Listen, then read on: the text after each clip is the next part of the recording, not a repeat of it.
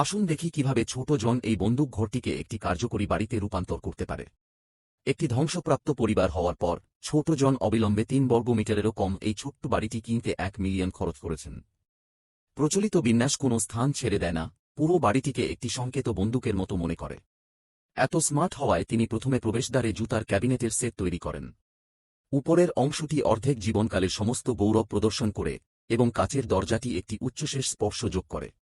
Little জনের সমস্ত অন্তর্বাস এবং মোজা সংরক্ষণের জন্য মাঝখানে একটি ড্রয়ার তৈরি করুন।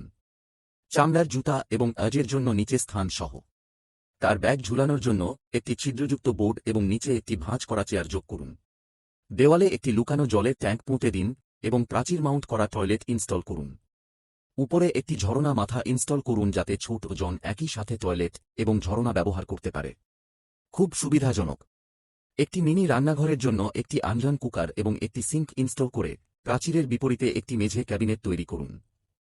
উপরে একটি মিরর ক্যাবিনেট যোগ করুন যাতে ছোট জন প্রতিদিন তার সৌন্দর্যের প্রশংসা করতে পারে। কোণে একটি পোশাক তৈরি করুন।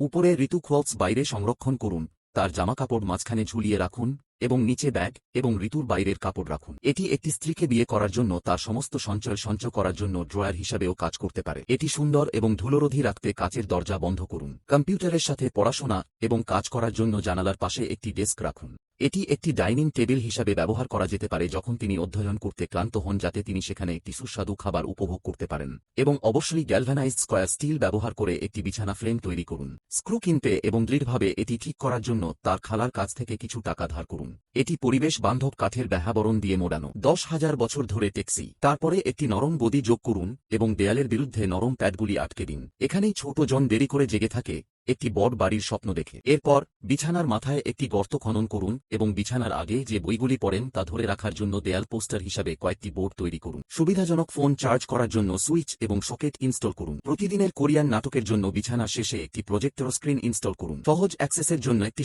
দড়ি মই যোগ করুন। সিগন্যাল বন্দুক রুম এই মতো সেট আপ সঙ্গে সামান্য জন মহিমা কোণার কাছাকাছি আছে। অবশেষে এর সামগ্রিক প্রভাব কটাক্ষপাত করা যাক।